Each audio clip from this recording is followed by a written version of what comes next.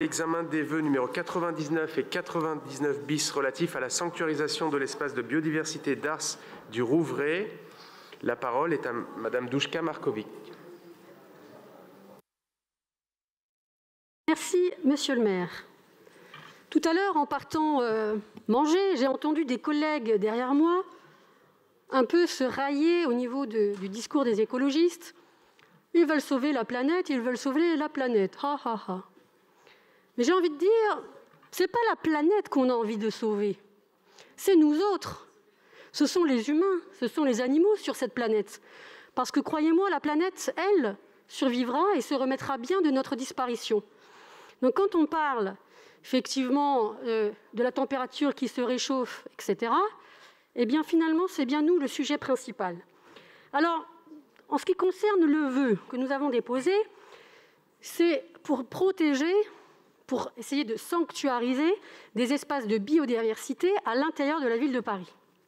Effectivement, comme on l'a dit, non seulement ces espaces de biodiversité sont des espaces qui permettent aux animaux de pouvoir se reproduire, de pouvoir manger, s'alimenter, et ce sont aussi des espaces, pour nous, humains, qui sont des espaces qui permettent à la ville de se rafraîchir. Donc, c'est des espaces qui sont doublement importants.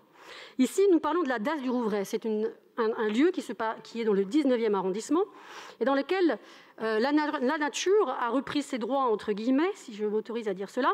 Et l'idée, c'est d'arriver à justement dire, OK, on va prendre cet espace et puis on va essayer de le préserver tel quel et permettre, en fait, tout simplement, que la vie continue dans cet espace comme elle est en train de le faire à l'heure actuelle. L'idée aussi, bien sûr, c'est, à travers cet exemple de la DARS, de se dire nous avons d'autres lieux dans tout Paris qui sont du même ordre. Protégeons-les et faisons en sorte de garder l'existant. Alors, je suis obligée de retirer mon vœu puisqu'on a travaillé notamment à un vœu de l'exécutif. Je ne suis pas pleinement satisfaite, mais en tout cas, on a quand même une belle avancée. Donc, je vais retirer mon vœu en faveur du vœu de l'exécutif qui va être présenté tout de suite. Merci à vous. Merci. Donc, Monsieur Najowski, qui va sans doute présenter le vœu de l'exécutif. Oui, merci, Monsieur le maire. Je vous remercie pour votre intérêt pour ce dossier suivi de très près par l'exécutif parisien. La Darse du Rouvray est un site rare à Paris.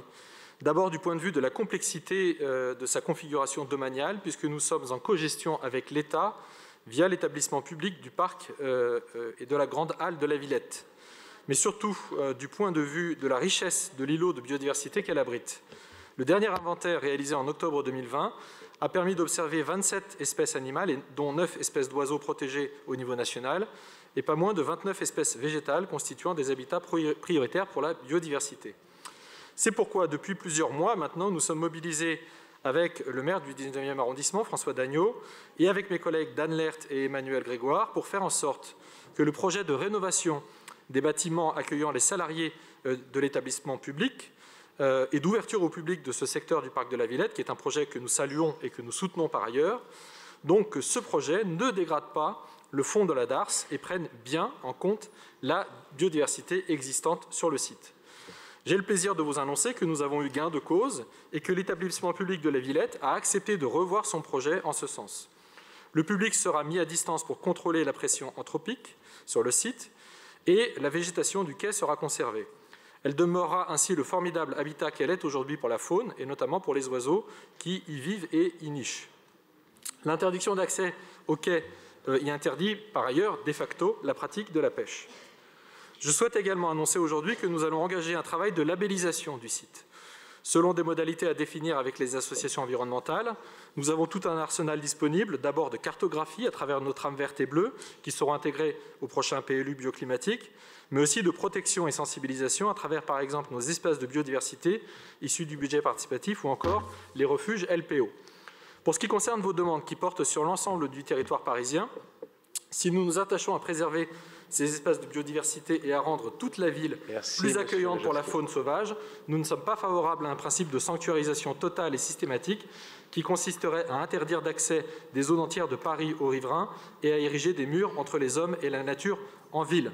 C'est dans cet état d'esprit que nous avons proposé un vœu de l'exécutif que qui, je l'espère, donc, recueillera l'assentiment de notre Assemblée. Merci. Merci beaucoup. Donc, le vœu numéro 99 a été retiré au profit de celui de l'exécutif que je mets aux voix. Donc, le vœu numéro 99 bis avec évidemment un avis favorable de l'exécutif. Qui est pour?